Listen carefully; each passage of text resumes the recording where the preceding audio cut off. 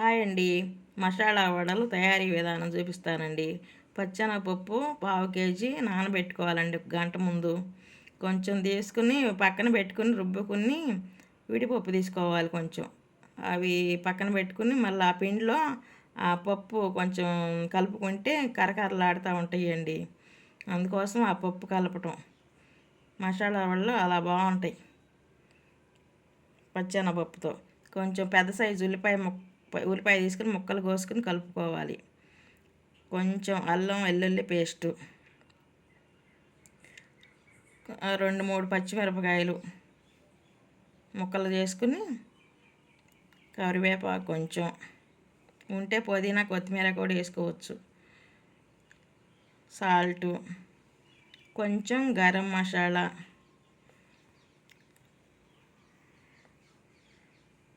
కొంచెం జీలకర్ర కానీ వేసుకుని మొత్తం కలిసేలాగా కలుపుకోవాలండి. ఉండకి వచ్చేటట్టు కలుపుకొని పెద్ద ఉండలు వేసుకుంటే బాగోవండి. ఇలా వేడివేడిగా తినాల.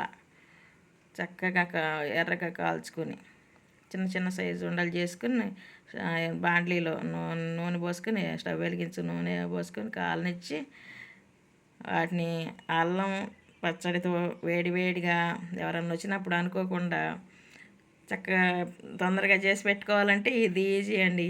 ఇలాంటివి ఎర్రగా కాలనిచ్చి ఇంకా వేడివేడిగా తినటమేనండి. చాలా బాగుంటాయి.